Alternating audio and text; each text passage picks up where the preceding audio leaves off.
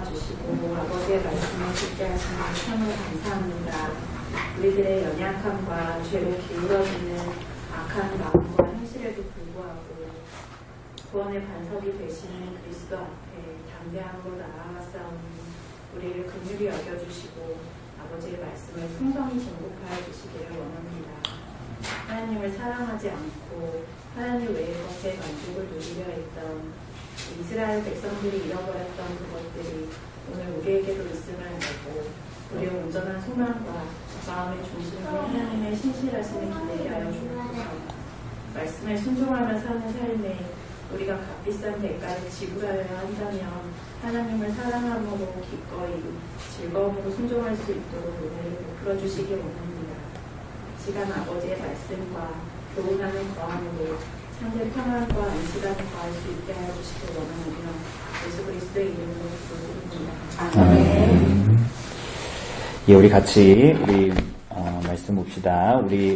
오늘 우리가 나눌 말씀은 열왕기하 10장입니다. 열왕기하 10장. 예, 우리가 오늘은 다 읽지 않고 우리 어차피 이렇게 찬찬히 좀 보면서 가야 될 것 같아서 오늘 열왕기하 10장 30절에서부터 36절 말씀만 읽도록 하겠습니다. 열왕기하 10장 30절에서부터 36절까지의 말씀.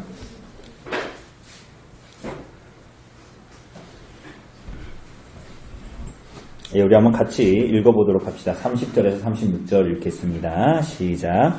여호와께서 예후에게 이르시되 내가 나보기에 정직한 일을 행하되 잘 행하여 내 마음에 있는 대로 아합 집에 다 행하였은즉 내 자손이 이스라엘 왕위를 이어 4대를 지내리라 하시니라.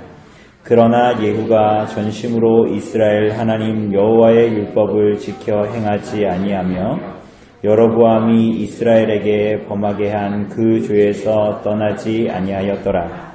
이때에 여호와께서 이스라엘에서 땅을 잘라내기 시작하심에 하사엘이 이스라엘의 모든 영토에서 공격하되 요단 동쪽 길르앗 온 땅 곧 갓 사람과 루벤 사람과 므낫세 사람의 땅 아르논 골짜기에 있는 아루엘에서부터 길르앗과 바산까지 하였더라. 예후의 남은 사적과 행한 모든 일과 업적은 이스라엘 왕 역대 지략에 기록되지 아니하였느냐. 예후가 그의 조상들과 함께 자매 사마리아에 장사되고 그의 아들 여호아스가 그를 대신하여 왕이 되니라. 예후가 사마리아에서 이스라엘을 다스린 횟수는 28해이더라. 아멘. 네. 우리 오늘 여기 30절부터 36절까지 읽었는데, 우리가 오늘 이제 보기는 30장 전체를 볼 겁니다. 30장 전체를 볼 건데, 우리가 이 내용들은, 오늘 이 내용들은 굉장히, 간단합니다. 왜 그러냐면, 우리가 지난주에도 봤지만, 하나님께서 이 오므리 왕가, 이 아합으로 대표되는 오므리 왕가를 멸망시키기 위해서 누구를 보내셨어요? 예후를 이제 쓰시지 않습니까? 그죠? 예후를 쓰시는데, 하나님의 예언의 성취, 그러니까 아합의 집안을 멸망시키겠다라는, 심판하겠다라는 하나님의 예언의 성취가, 어떻게 보면 우리가 이 성경을 보면서,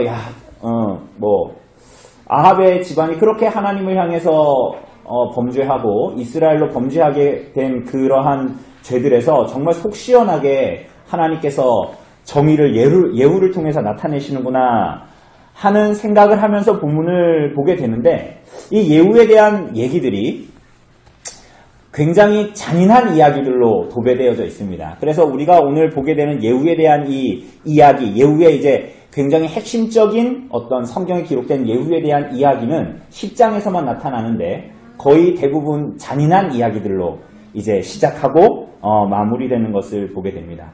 그가 왕으로 28년을 지냈는데 그 이후에 했었던 모든 일들보다 사실은 그 예후가 했던 이 아합 왕가에 대한 멸망, 그 잔인한 이야기에 초점을 두고 이 10장의 내용들이 이제 일어납니다. 그 예후의 이야기는 한마디로 다 학살입니다. 학살. 다 죽이는 거. 그래서 그게 보면은 사실 이게 성경 읽기 하면서 이 부분도 읽으셨겠지만 1절에서부터 10절 그리고 11절 12절에서 14절 18절에서 29절 그러니까 아합 왕가의 이제 이 멸망뿐만이 아니라 이제 이 아하시아의 형제들 그리고 바알을 섬겼던 모든 자들을 학살하는 그러한 내용들로 이제 이루어져 있습니다. 자, 그래서 1절을 보면 먼저 이제 아합의 아들들을 죽이는 장면입니다. 아합의 이제 우리가 위에서 보면 아합이 죽었고요. 그죠? 그리고 남유다 왕 아하시아를 죽였고 그다음에 이세벨을 죽였습니다. 그죠? 근데 그것으로 끝나지 않고 10장 1절에 보면 아합의 아들 몇 명이요? 70명. 그러니까 아합의 아들 70명 혹은 아들 혹은 뭐 가족이라고도 할 수 있는데 그들을 죽이기 위해서 먼저 그들이 있는 곳으로 편지를 쓰게 됩니다. 그 70명의 아들들과 함께 있는 귀족들과 그러니까 장로들과 그 아들들을 교육하는 사람들에게 편지를 씁니다. 그 편지의 내용이 2절에서부터 3절까지입니다. 그 내용이 뭐냐면 한마디로 이런 내용이에요. 너희들에게 이제 그 아들들이 있고 아합의 아들들이 있고 요람의 그 아들들이 있고 병거와 말과 성과 무기와 그 모든 것들이 있으니까 너희가 이제 왕을 세워서 그 왕위를 대신하게 하고 그 집을 위해서 싸우라 이런 얘기를 합니다. 이 얘기는 무슨 얘기입니까? 이제 예후가 그곳으로 어떻게 하겠다는 거예요? 쳐들어가겠다라는 거예요. 그러니까 너희가 이제 다른 왕을 세워서 빨리 이제 이제 일들을 행해라. 나와 전쟁을 하자. 이렇게 이제 얘기를 하는 겁니다. 경고하는 겁니다. 협박하는 거죠. 그러자 어떻게 대응하죠, 이 사람들이? 4절을 보면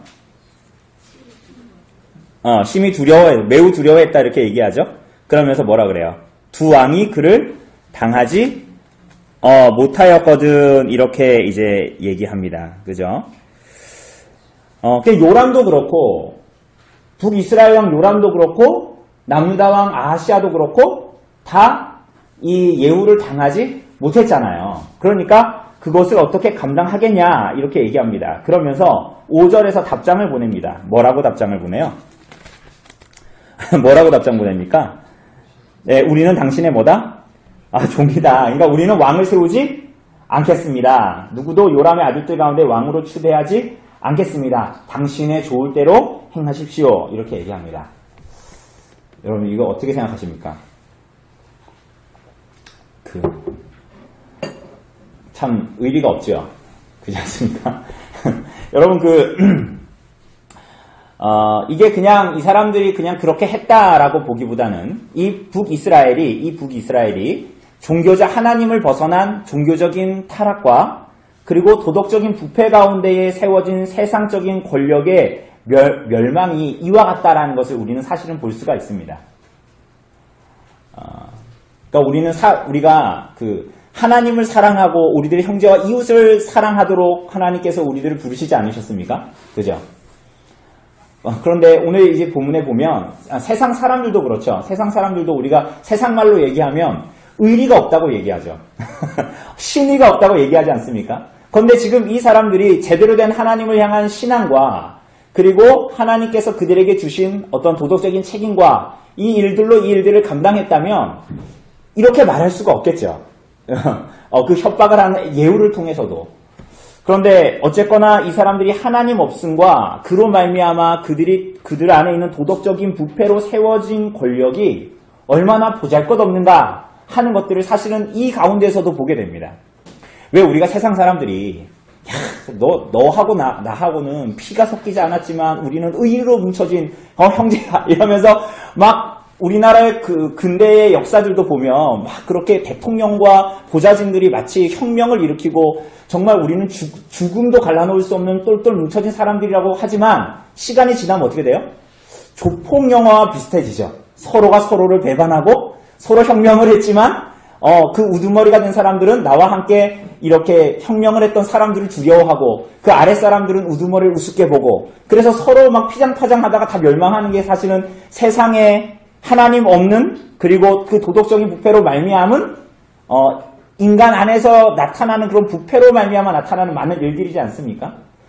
북이스라엘이 하나님의 백성들임에도 불구하고 이 아합의 왕과 하나님 없음과 철저히 세상적인 도덕적인 부패를 가지고 나타나는 이러한 가운데에 서 있는 이 권력이 마치 오늘 본문에서 보게 되는 이러한 모습으로 사실은 나타나게 되는 겁니다. 누구도 책임을 지지 않는 거예요. 그러면서 예후가 요구하는 게 뭐죠? 6절에 보면 그러면 니네가 그렇다면 내일 이맘때 뭐 하라고요? 요람의 아들들 몇 명이요? 70명의 머리를 가지고 이스라엘로 오라 이렇게 합니까? 이렇게 합니다. 그러니까 7절에 보니까 어떻게 해요? 이들이 친히 그 요람의 아들들 70명의 머리를 다 잘라가지고 광주리에 담아서 택배로 보냅니다. 그죠? 그래가지고 그러니까 예후가 어떻게 합니까? 7절에 보니까 성문 앞에 문 어귀에 두더미로 그 머리 70개를 쌓아놓으라는 거예요. 여러분 이것은 사실은 우리가 성경에서 가끔 보는 아시리아의 굉장히 독특한 어떤 특징이었어요. 근데 왜 이렇게 할까요? 적군들을 죽이면 되는데 그 머리를 다 잘라가지고 전시해 놓는 거예요. 왜 그렇게 해놓을까요? 피정복민들에게 공포심을 심어주는 거예요. 공포심을 심어주기 굉장히 잔인한 방법이잖아요. 근데 그 방법을 지금 누가 써요? 이제 예후가 이스라엘 백성들을 향해서 그렇게 써요. 그러니까 하나님께서 엘리야를 통해서 아합에 속한 모든 집의 사람들을 남자를 멸절시킬 것이다 라고 말씀은 하셨지만 이런 식으로 하라라고 예후에게 말하진 않았잖아요. 그런데 예후는 어쨌거나 이런 방법을 통해서 하나님께서 요구하지 않았음에도 불구하고 자신의 과격함을 따라서 그렇게 행합니다. 그런데 하나님의 뜻은 이루어져요? 안 이루어져요? 지금 이루어지고 있어요. 그러니까 하나님께서 이들의 악을 그야말로 그 심판을 이루시는 거예요. 이 일들을 통해서. 그러니까 이 예언의 성취를 우리가 보면서 이 예후, 그 예언의 성취자로 나타나는 예후를 보면 어떤 이렇게 아합 집안을 심판하는 거 보면 정의로운 심판자, 의로운 심판자 이렇게 보기보다는 어떻게 보입니까? 굉장히 잔인한 정복자, 그죠? 마치 잔인한 군사 지도자처럼 보이지 않습니까? 이런 일들을 해요. 그러면서 전시를 해놓고 그 다음 날이 되자 9절에서 10절을 보면 이렇게 얘기합니다.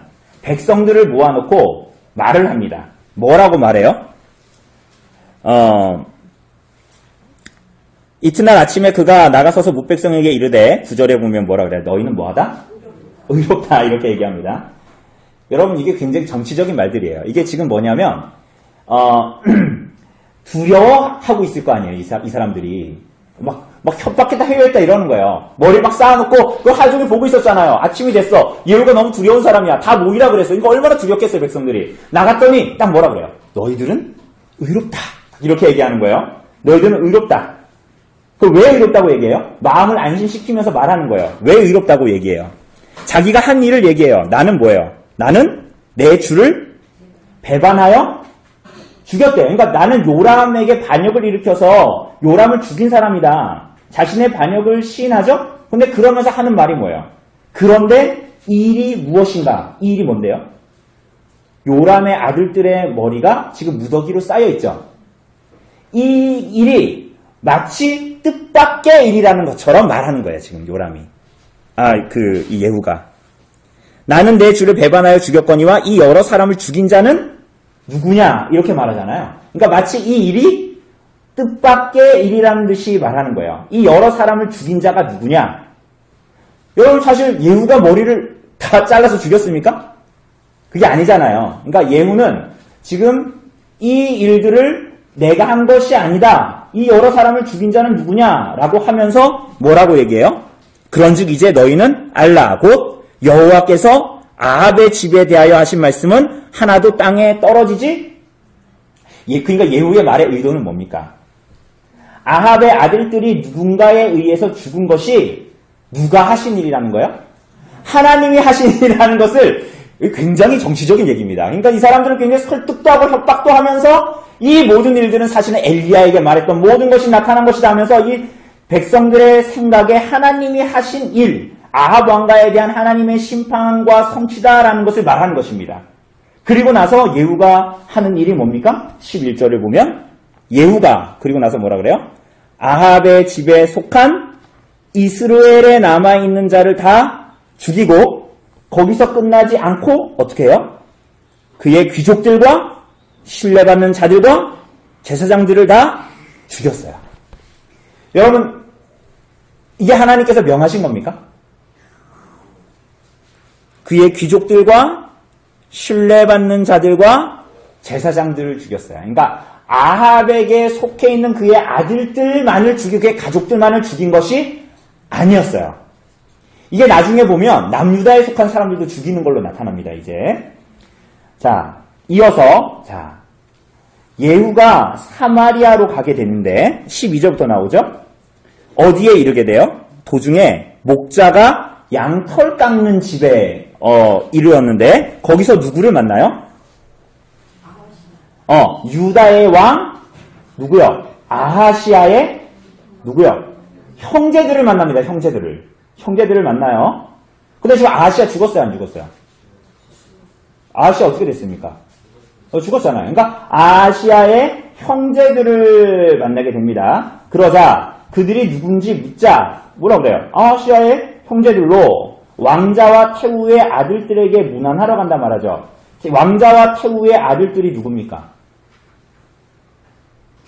아합 왕가의 아들들.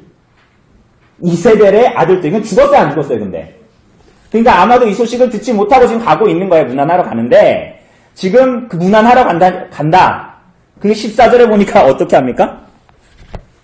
사로잡으라 하매 사로잡아서 목자가 양털 깎는 집 웅덩이 곁에서 죽이니 몇 명을 죽였어요? 42명을 싹 다 죽여버립니다. 여러분, 아하시아의 형제들이 죽으면 어떻게 됩니까? 아하시아의 형제들이 죽으면 어떻게 돼요? 그 왕될 사람이 지금 있어요, 없어요, 그러면? 그게 이제 우리가 11장으로 이제 이어지는 그런 내용들입니다. 어쨌거나 42명을 싹 다 이제 죽여버리게 됩니다. 그러니까 여기서 한 이쯤 오면 우리는 그냥 평이하게 맨날 10장을 예후가 하나님께서 예후를 들어서 다 심판하신다. 그냥 우리는 그냥 내일 아니니까. 그러니까 이렇게 쓱쓱 보는데 뭔가 결이 이상해요. 앞에서 봤던 요람과 아하시아를 죽이는 일과 지금 예후에 대한 기록을 하는 것은 뭔가 좀 결이 다른 얘기들을 지금 하는 것 같습니다. 굉장히 예언의 성취자가 아니라 거의 광기 어린 살인을 하고 있는 거야. 사람들은 막 학살을 지금 막 하고 있는 거죠. 피해 숙청은 하는데 하나님께서 그에게 요구하신 대로 북이스라엘에 속한 아합의 집안만을 죽이는 것이 기다 아니다? 아니다. 남유다까지 지금 이제 막 죽이고 있어요. 근데 우리가 전에 8장 9장에서도 봤다시피 하나님께서 남유다 사람들을 멸하기를 기뻐하세요? 안 기뻐하세요? 왜 안 기뻐하세요? 사무엘하 8장에 나오는 10장에 나오는 다윗 언약 때문이죠. 그죠? 그런데 지금 예후는 어떻게 하는 거예요? 이제 막 북이스라엘건 남유다건 가리지를 않는 거예요. 죽이고 나서 또 나오는데 그 광기 어린 살인의 중간에 한 이야기가 나옵니다. 그게 뭐냐면 15절에서 17절에 나오는 누구를 만나는 거예요? 레갑의 아들 여호나답을 만나는 것입니다. 여러분, 왜 여기에 본문에 보면 예후가 거기에서 떠나가다가 자기를 맞이하러 오는 레갑의 아들 여호나답을 만났다고 얘기합니다. 그러니까 여호나답이 누구를 기다리고 있었던 거예요? 예후를 기다리고 있었다라는 것을 말합니다. 왜 기다리고 있었을까요? 유대 역사가 요세푸스는 둘이 친구였다라고 말합니다. 진짜지 아닌지는 몰라요. 또 어떤 사람들은 레갑이라는 말 자체가 이 타는 사람 뭐 이런 뜻이거든요. 그러니까 이 레갑 족속 여호나답이 당시에 뭔가 전쟁을 할 수 있는 어떤 전투력을 가진 그런 사람이기 때문에 예후가 자신의 일에 동참시키려고 했다라고 보기도 합니다. 근데 아마 근원적으로는 예후가 하는 일에 레갑 사람 여호나답이 동참하고 싶었던 겁니다. 왜냐하면 우리가 예레미야서를 읽었지만 36장 이 어간에 보면 레갑의 자손들이 나오지 않습니까? 레갑의 자손들. 근데 그 사람들이 하나님을 경외하는 사람들로 나옵니다. 근데 예후가 지금 하는 일이 뭐예요? 바알에 속한 사람들, 바알을 섬겼던 아합 집안 사람들을 죽이는 거잖아요. 그죠? 그러니까 이 여호나답이 거기에 동참을 하는 거예요. 그러면서 그가 하는 말이 뭐예요? 그의 안부를 묻되 그에게 이르되 뭐라 그래요? 내 마음이 내 마음을 향하여 진실함과 같이 네 마음도 내 마음도 뭐라고 했냐? 진실하냐? 진실하냐? 이게 뭐냐면 바알 종교를 제거하는 일에 동의하는가? 라는 거예요. 그러니까 손을 잡고 예후가 끌어 병거에 올리니 16절에 보면 뭐라 그래요? 이르되 나와 함께 가서 여호와를 위한 나의 열심을 보라 하고 17절에 보면 뭐라 그래요? 사마리아에 이르러 거기에 남아있는 아합에게 속한 자들을 죽여 어떻게 했다? 진멸했다. 이렇게 얘기합니다. 여러분 이 모든 일들은 예후 자신이 하는 말처럼 그리고 17절에서 나오는 것과 같이 하나님께서 엘리야에게 이르신 말이 성취되는 것입니다. 여러분 그런데 이 가운데 나타나는 예후의 열심, 나의 열심을 보라. 여호와를 향한 나의 열심을 보라. 라는 이 열심이 정말 여호와를 향한 열심일까요? 누구를 향한 열심일까요? 여러분 나중에 우리가 선지서를 좀 같이 봤으면 좋겠는데 여러분 예후 즉위 직후에 나타나는 선지자들이 누구냐면 이 아모스, 호세아 같은 사람들입니다. 그런데 이 사람들이 하나같이 고발하는 내용들이 있습니다. 그게 뭐냐면 통치자들과 이스라엘 백성들에게 나타났던 종교 혼합주의 그리고 사회적인 불의 이런 것들을 고발합니다. 호세아서 1장 4절에는 심지어 예후의 이름이 나옵니다. 뭐라고 얘기하냐면 조금 후에 내가 이스라엘의 피를 예후의 집에 갚으며 이스라엘 족속의 나라를 패할 것임이라 이렇게 얘기합니다.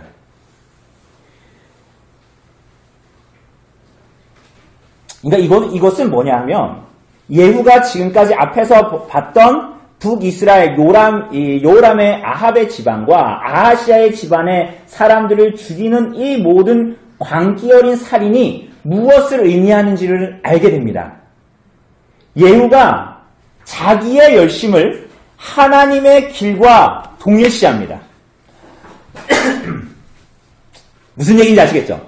예후가 지금 자신의 열심을 누구의 길과 하나님의 길과 하나님의 뜻과 동일시하기 시작합니다. 그래서 10절에서도 나오는 엘리야의 예언, 봐라 이게 엘리야의 예언이 아니냐, 그 요람의 아들들 다 죽은 거 무더기로 쌓아놓은 거 보고 엘리야 예언대로 됐다 라고 말하면서 도를 넘는 폭력과 살인마저도 스스로 정당화합니다. 종교적 열심으로 자신이 한 모든 일들을 정당화시킵니다. 여러분 이런 일들이 가끔 우리가 뉴스에서 보거나 혹은 뭐 그런 일들을 우리가 가끔 보는데 자주 있지는 않지만 자신의 열심을 종교적인 열심으로 포장해서 정당화합니다. 그러니 우리가 이때의 이 부분까지 보면 예레미야서 35장에서 봤던 레갑 족속 여호나답의 후손들의 이야기를 이해하게 되죠. 어쩌면은 하나님을 향한 열심을 품었던 여호나답은 순진하게도 어쩌면 예후가 이렇게 바알을 섬기는 자들을 죽이는 일에 기꺼이 동참했을 것입니다. 그죠? 그래서 그가 이 일에 동참하는 것은 이스라엘 나라가 정말 하나님을 향한 열심과 하나님을 사랑하는 일에 동참하는 일이라고 생각했을 거예요. 그러나 그 후에 그가 보게 된 것이 뭡니까? 그가 우리가 나중에 보겠지만 오늘 읽은 이 30절에서 36절에 반복해서 2번 나타나지만 예후가 여로보암의 죄에서 떠났어요? 안 떠났어요? 떠나지 않는 것이었어요. 그래서 예후와 함께했던 여호나답은 그와 함께 있기를 거부하고 떠나지요. 우리가 예레미야서에 봤잖아요. 그 레갑 자손 이 여호나답의 후손들이 어떻게 하고 있었어요? 집도 짓지 않고 땅 갖지도 않고 포도를 심지도 않고 그죠? 정처 없이 하나님 앞에 살아갔잖아요. 그리고 제사 때 예루살렘에 가서 하나님을 예배하고 뭐 그렇게 했다 그랬잖아요. 그러니 이 여호나답은 예후의 열심이 여호와를 향한 순전한 열심이 아니었다라는 것을 알게 됐던 거예요. 그래서 이 얘기가 중간에 아무 맥락 없이 들어가 있는 것 같지만 아무 맥락 없이 들어간 얘기가 아닙니다. 그리고 나서 이 이야기가 가운데 여호나답에 대한 이야기가 뜬금없이 있고 그 앞뒤로 뭐가 있는 거예요? 예후가 학살한 사건들이 막 나타나는 거야. 자, 이제 18절부터 31절까지 바알을 섬기는 자들을 몰살하는 일들을 기록합니다. 여러분 제가 이것을 굳이 안 읽은 이유는 이렇게 설명해드리고 가야 되기 때문에 그런 거야. 자, 이게 보면 예후가 계책을 씁니다. 바알을 섬기는 자들 죽이려고. 18절을 보면은 뭐라 그럽니까? 사람들에게. 백성들을 모으고 뭐라 그래요? 아합은 바알을 조금 섬겼으나 예후는 나는 어떻게 섬기겠다? 나는 많이 섬기겠다. 19절 보면 큰 제사를 바알에게 드리겠다. 거룩한 제사를 드리겠다. 바알의 모든 선지자, 섬기는 자, 제사장들 모두 모여라. 그러면서 또 뭐라 그래요? 19절에 보면 끝에서 두 번째 줄 보면 모든 오지 아니하는 자는 살려두지 않겠다. 그러니까 바알을 섬기면서 바알에게 제사하러 오지 않는 사람들은 어떻게 하겠다? 살려두지 않겠다라고 합니다. 그래서 21절을 보면 바알을 섬기는 자들이 다 모이게 돼요. 다 모이게 되는데 그래서 바알의 신당이 가득 차게 됩니다. 심지어는 서비스도 굉장히 좋아요. 22절에 보면 그들에게 뭘 나눠줘요? 예복을 다 나눠줍니다.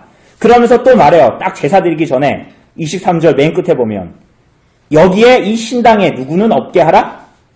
여호와의 종은 너희 중에 하나도 없게 하라 라고 얘기합니다. 그러니까 이 모든 요구, 신당에 다 모여라, 예복을 다 나누어줘라, 그리고 너희 중에 여호와의 종은 없게 하라 라는 것을 봤을 때 그곳에 모인 사람들은 이렇게 생각했을 거예요. 아, 예후가 정말 제대로 바알을 섬기는 자구나 라고 생각했을 것입니다. 그러나 우리가 아는 대로 25절에 보면 몇 명을 준비해요? 군사?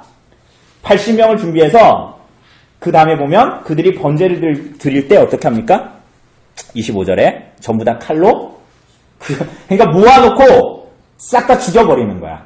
그 한 군데 모아놓고 싹 다 죽여버리고 그리고 바알의 목상들을 가져다가 불사르고 신당을 헐고 27절에 보면 그곳에 뭘 만들어요? 그곳에 화장실을 만들었습니다. 변소를 만들었어요. 잘했어요, 안 했어요? 잘했습니까, 잘 안 했습니까? 잘했죠. 자, 그런데 그 이후에 나오는 이제 30절에서 31절에 나오는 예후에 대한 평가가 나옵니다. 30절을 보면 뭐라고 얘기합니까? 여호와께서 예후에게 이르시되 하나님께서 예후에게 말씀하시는 거예요. 뭐라 그러세요?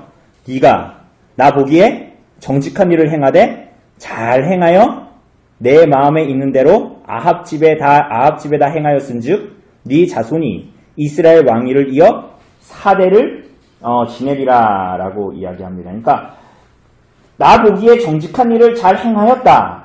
아합 집안에 대한 심판의 대행자 역할을 잘 했다라고 말씀하시는 거예요. 싹 다 죽여버렸잖아요. 그죠?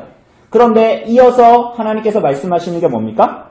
네 자손이 이스라엘 왕위를 이어 몇 대를 하겠다? 4대를 하겠다라고 이야기합니다. 왜 4대입니까? 여러분, 하나님께서 계명에 대한 순종에 대해서 말씀하실 때, 특별히 이 계명에 대해서 말씀하실 때 뭐라 그러시죠? 나를 미워하는 자의 죄를 갚되 아버지로부터 아들에게로 3, 4대까지 이르게 하거니와 나를 사랑하고 내 계명을 지키는 자에게는 다 기억하시네요. 1000대까지 은혜를 베푸느니라. 그러니까 예후에 대한 이 일, 그러니까 이 예후가 한 일에 대한 것을 하나님께서 말씀하실 때 왕위가 4대까지 이른다라는 것은 긍정적인 얘기가 아니에요. 그러니까 이 얘기는 뭔가 예후가 한 일에 대한 부정적인 암시를 가지고 있는 것입니다. 그래서 31절을 보면 예후에 대해서 뭐라고 평가합니까? 3, 4대를 지내리라 하시니라 하고 31절에 보면 그러나 뭐예요? 예후가 전심으로 이스라엘 하나님 여호와의 율법을 지켜 행하지 아니하며 여로보암이 이스라엘에게 범하게 한 그 죄에서 떠나지 아니하였더라. 여러분 우리가 넘어갔지만 28절 29절에도 보면 예후가 이와 같이 이스라엘 중에서 이 바알을 멸하였으나 뭐라 그래요? 이스라엘에게 범죄하게 한 느밧의 아들 여로보암의 죄 곧 베델과 단에 있는 금송아지를 섬기는 죄에서는 떠나지 아니했다 이렇게 말합니다. 그 여로보암의 죄를 2번이나 반복하죠. 그죠? 29절과 31절에서 반복합니다. 그러면서 예후가 뭘 따랐다? 여로보암의 길을 따랐다라고 말합니다.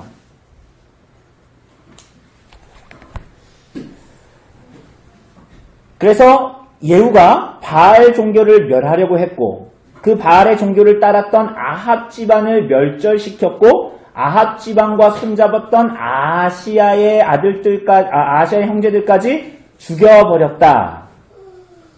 그런 예후의 열심의 동기는 뭐죠?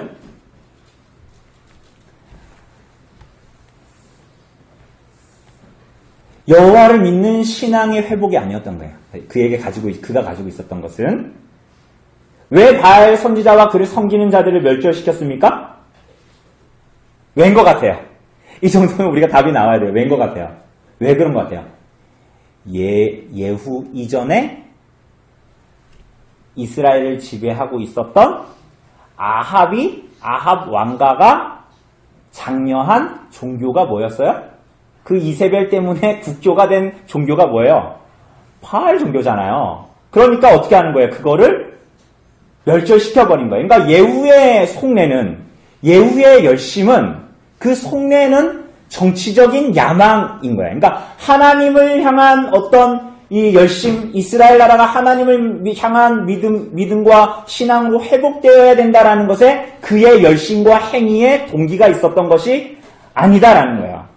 그래서 31절이 말하는 대로 그가 전심으로 이스라엘 하나님 여호와의 율법을 지켜 행하지 않았다. 그의 겉모습은 여호나답이 속은 대로 행위는 하나님을 사랑하고 섬기며 순종하는 열심으로 봤지만 그의 속마음이 그렇지 않았다라는 거예요. 하나님을 사랑하는 것과는 거리가 먼 사람이었다. 여로보암과 같이 철저히 자신을 섬기는 사람이었다. 그런 면에서 보자면 바알을 섬기는 것이나 지금 여로보암의 죄가 뭐예요? 베델과 단에 뭘 두고?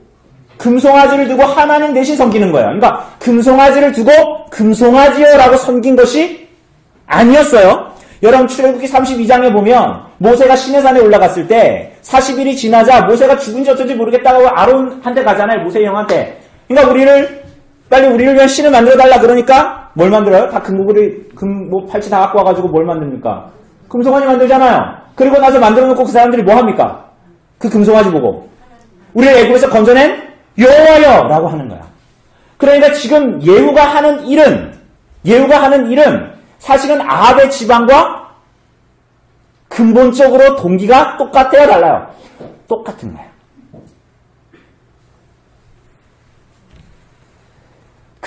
여러분 이 확실한 증거가 뭡니까? 32절입니다. 이때에 어떻게 해요? 이때에 여호와께서 이스라엘에서 땅을 잘라내기 시작하셨다. 우리가 앞에서 본 대로 이 시대에 호세아나 아모스 선지자 때 이들에게 하나님께서 동일하게 주신 말씀은 그들의 종교 혼합주의와 사회적인 불의, 율법의 불순종의 결과들로 이제 그런 것들을 이제 질타하고 그러지 않습니까? 그런데 거기에 대한 하나님의 징계가 나타납니다. 어떻게 나타나냐면 하사엘이 이스라엘의 모든 영토를 공격하기 시작합니다. 그러니까 아람 왕이죠. 아람 왕 하사엘이 공격하기 시작하는데 33절에 보면 요단 동쪽 어디어디 쭉 땅이 나오잖아요. 갓 사람과 루벤 사람과 므낫세 사람의 땅이라 그러잖아요.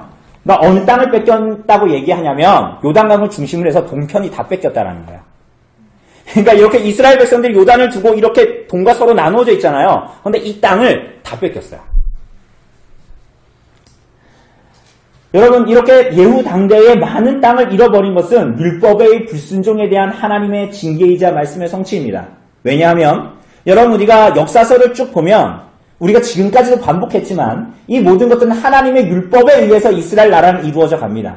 하나님께서 신명기에 의해서 약속한 모든 언약에 대한 율법의 성취가 이스라엘 백성들의 순종과 불순종에 의해서 나타나는데 오늘 이 땅을 잃어버린 것도 신명기 28장에 나온 언약의 불순종에 대한 하나님의 징계로 나타나는 것입니다.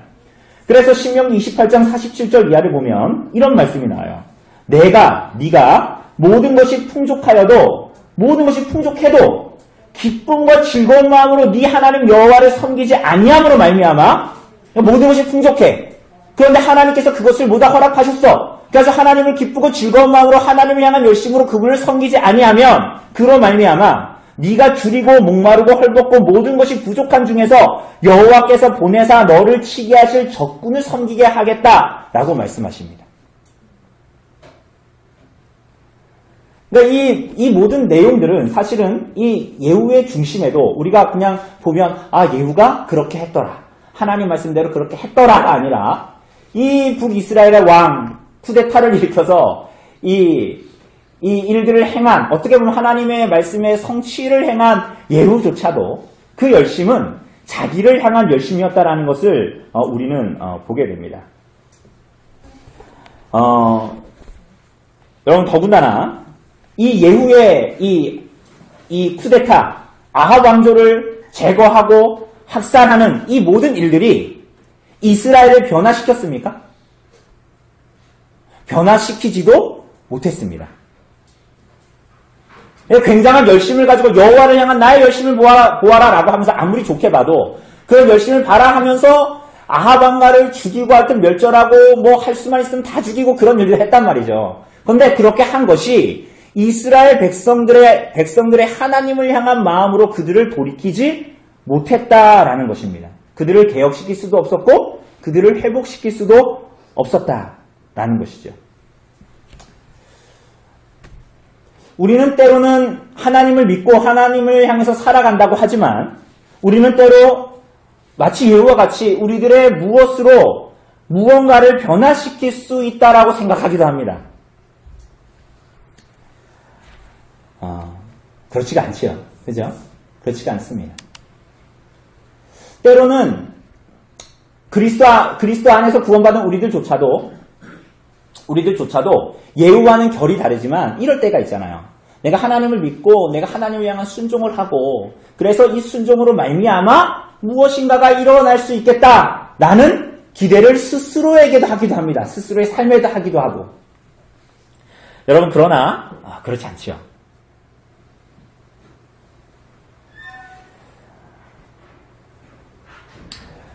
로마서 4장 25장은 이렇게 얘기합니다. 예수는 우리가 범죄한 것 때문에 내줌이 되고 또한 우리를 의롭다 하시기 위하여 살아나셨느니라. 예수 그리스도의 십자가, 그분의 하나님께서 그 아들을 보내심은 우리 안에 아무런 가능성 없음과 우리가 아무것도 아니라는 것을 극명하게 드러내는 것이죠. 그래서 그분의 죽으심으로만 우리들이 회복될 수 있고 개혁될 수 있고 그 이후의 삶조차도 이제 나는 그리스도로 말미암아 구원받았기 때문에 우리들의 어떠함으로 하나님을 향해서 무언가를 이뤄낼 수 있겠다라는 것이 아니라 그 모든 구원과 구원 이후의 삶까지도 다 누구에게 달려있는 거예요? 그리스도의 구속에 달려있다. 하나님께만 달려있다라는 것을 우리는 알게 됩니다. 예후의 혁명도 하나님을 어떻게 아무리 좋게 봐도 예후의 어떤 하나님을 향한 여호와를 향한 열심과 개혁도 결국은 이스라엘의 구원을 가져다 주지는 못하고 회복을 가져다 주지는 못합니다. 여러분 이 이야기는 오늘 이 땅에서 신앙 그리스도를 믿고 하나님을 믿고 신앙하는 여러분과 저에게 굉장한 중요한 의미를 가져다 줍니다. 우리는 때로는 하나님을 향해서 우리가 그리스도를 믿고 교회를 이루고 하나님을 따르고 하나님 나라에 헌신하며 하나님을 향한 열심을 갖는다고 하지만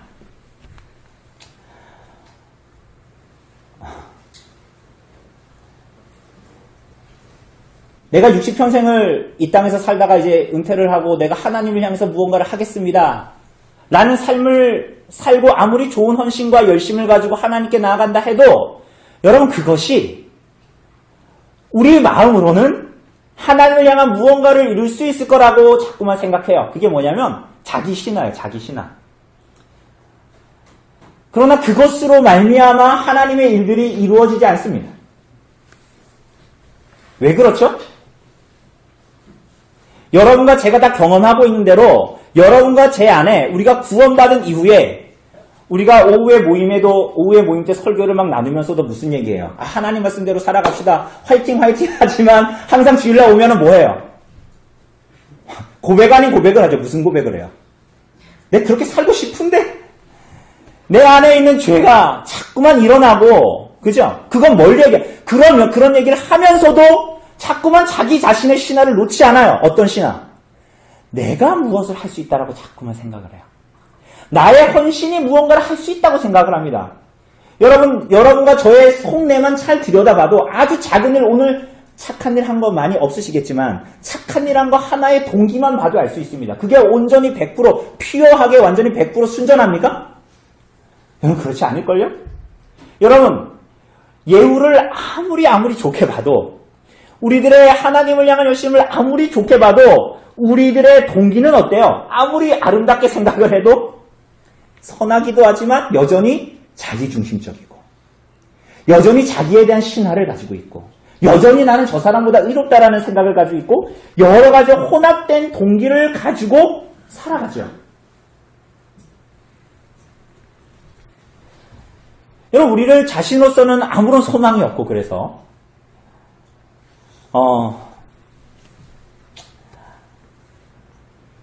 아무리 대단한 일로 날고 긴다 하는 그 모든 일로 그것들을 해낸다고 해도 그것으로 우리들의 구원을 이루어내거나 하나님의 교회를 이루어내거나 하나님의 일들을 이루어내는 것은 아닙니다.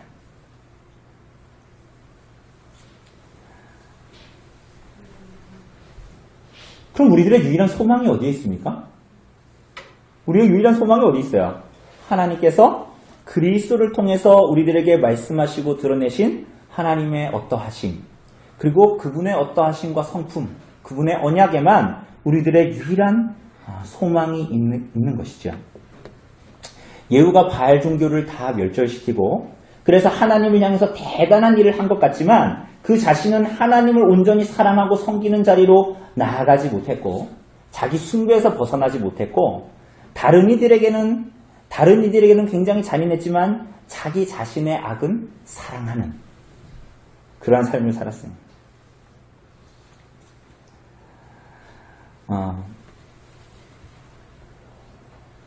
여러분 모든 인간의 완전한 부패함, 그죠? 모든 죄인들의 선하지 않은 불완전함은 폭력으로 개선되지 않죠. 예후가 보여준 어떤 이러한 일로 개선되어지지 않습니다. 오히려 이 오늘 본문에 나타나는 이 예후의 이야기는 모든 이스라엘 백성들의 문제의 핵심이 어디에 있는가를 역설적으로 말해줍니다. 그것으로 되지 않는다라는 것. 오히려 하나님께서 그리스도를 보내서 치르셔야 하는 무섭고 잔인한 대가에 대한 역설, 언약을 하나님께서 주도적으로 그들에게 이루셔야 한다는 역설이 오히려 이 예후의 이야기에는 숨어 있습니다. 예후의 어떠함으로도 이 일들은 이루어질 수 없다라는 것을 정확하게 이야기하고 있습니다.